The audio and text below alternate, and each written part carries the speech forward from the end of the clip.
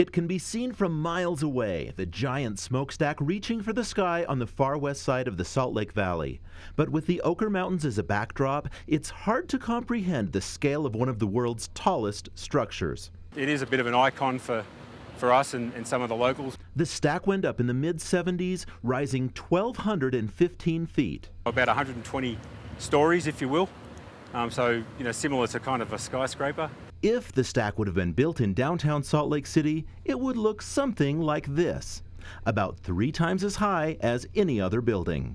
In Seattle, the Space Needle may be more beautiful, but it too would be dwarfed by Kennecott's stack.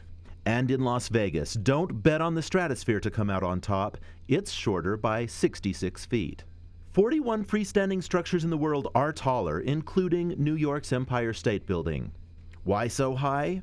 The stack was designed to eliminate waste gases to the standards of the 1970 Clean Air Act. But now?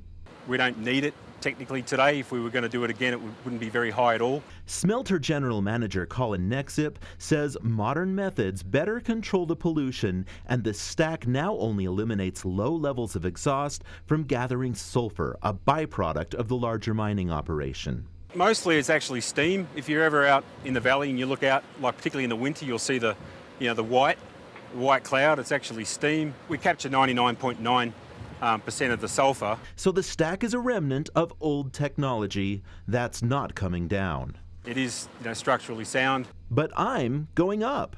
I can see the mountain and the tip of the stack from where I live, and it really is my second home. Brian Anderson is my guide. I've been here for 22 years. His grandfather, grandmother, father, and brother all worked here, so I think I'm in pretty good hands. This is my second home. It's my way of life. Walking into the stack's base is like stepping onto the set of a science fiction movie. It's more or less just a structure that supports this fiberglass flue. We squeeze into an elevator that looks more like a cage. We got a 900-pound limit, 3 passengers.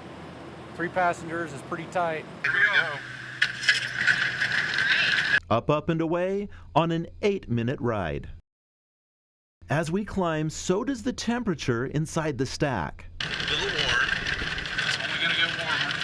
The elevator stops and we get out on a platform walking past the signatures of those who've worked on the stack over the years. Climbing out of the porthole, the updraft of the stack is enough to take you, or at least your hard hat, away if someone like Brian isn't looking out for you. And then there's the view. The Great Salt Lake looks like an ocean. That's Antelope Island in the distance. There's the marina and Interstate 80 moving towards Salt Lake City.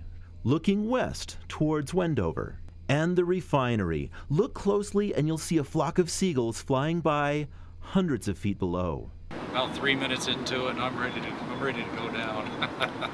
I finally quit shaking. It still makes me nervous today. Brian points out the hundreds of places where Mother Nature has left her marks. From lightning strikes that have hit this railing.